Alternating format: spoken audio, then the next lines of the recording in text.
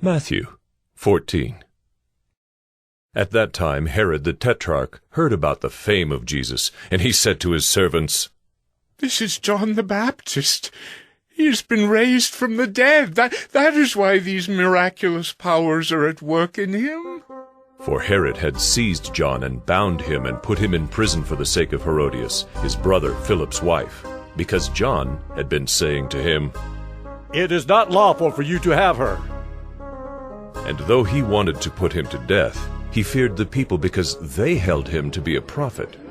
But when Herod's birthday came, the daughter of Herodias danced before the company and pleased Herod, so that he promised with an oath to give her whatever she might ask.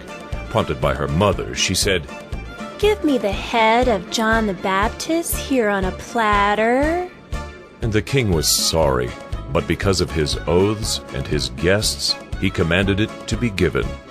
He sent and had John beheaded in the prison, and his head was brought on a platter and given to the girl, and she brought it to her mother.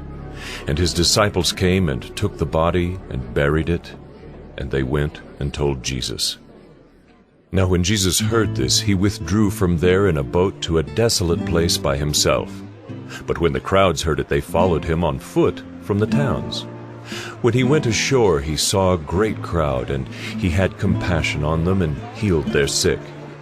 Now when it was evening, the disciples came to him and said, "This is a desolate place, and the day is now over. Send the crowds away to go into the villages and buy food for themselves." But Jesus said, "They need not go away. You give them something to eat." They said to him, "We have only 5 loaves here and 2 fish. And he said, "Bring them here to me." Then he ordered the crowds to sit down on the grass, and taking the 5 loaves and the 2 fish, he looked up to heaven and said a blessing.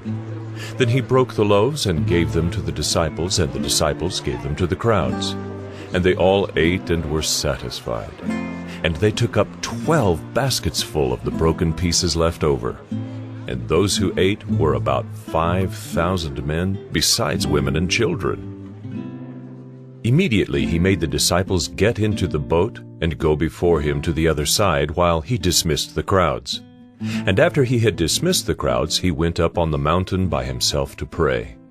When evening came, he was there alone. But the boat by this time was a long way from the land, beaten by the waves, for the wind was against them. And in the 4th watch of the night he came to them walking on the sea. But when the disciples saw him walking on the sea, they were terrified and said, "It is a ghost!" And they cried out in fear, but immediately Jesus spoke to them, saying, "Take heart! It is I! Do not be afraid!" And Peter answered him, "Lord, if it is you, command me to come to you on the water." He said, "Come!" So Peter got out of the boat and walked on the water and came to Jesus. But when he saw the wind, he was afraid, and beginning to sink, he cried out, "Lord, save me!" Jesus immediately reached out his hand and took hold of him, saying to him, "O you of little faith, why did you doubt?"